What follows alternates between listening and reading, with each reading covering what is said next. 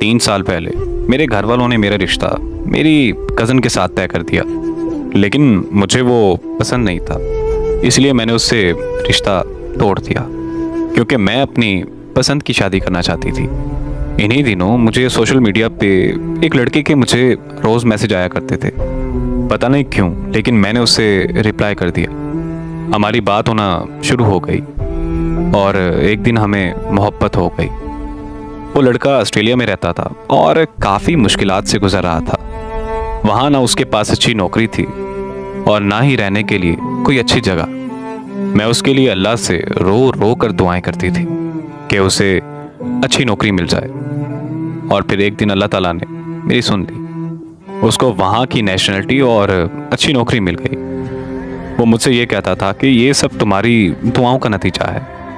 वो मुझसे कहता था कि मैं तुम्हें कभी नहीं छोड़ूंगा। मैं भी उसे अल्लाह से तहज्जुद की दुआओं में मांगा करती थी।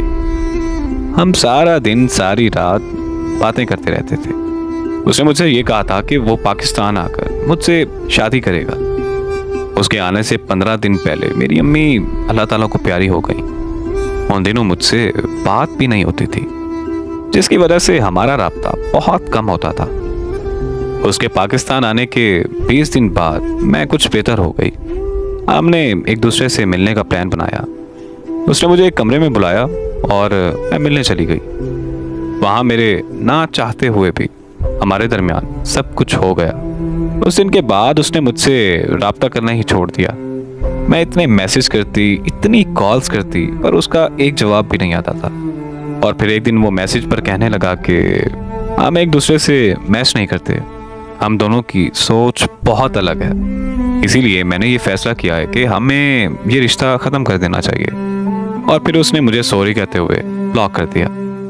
मैंने फिर भी उसका 1 साल तक इंतज़ार किया, उससे राब्ता करके उसे मनाने की हर एक कोशिश की, लेकिन मेरी सारी कोशिशें नाकाम रहीं। मुझे लगता था कि शायद उसे मेरी मोहब्बत का एहसास हो जाएगा, लेकिन हवस परस्त क्या जाने कि मोहब्बत क्या होती है। मेरे अलावा पता नहीं वो कितनी लड़कियों की ज़िंदगी बर्बाद कर चुका होगा। एक गलत इंतखाब की वजह से मेरा यकीन टूटा है। मेरा यकीन तो शायद कभी ना छूट पाएगा।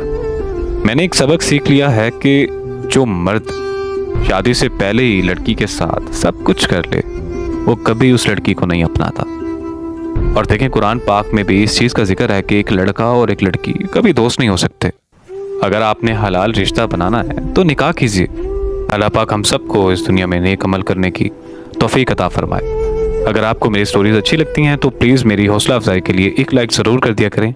और अगर आप अपनी ज़िंदगी से जुड़ी कोई भी कहानी मुझसे शेयर करना चाहते हैं तो मुझे अपनी कहानियाँ इंस्टाग्राम पर भेजें। जज़ाकल्लाह।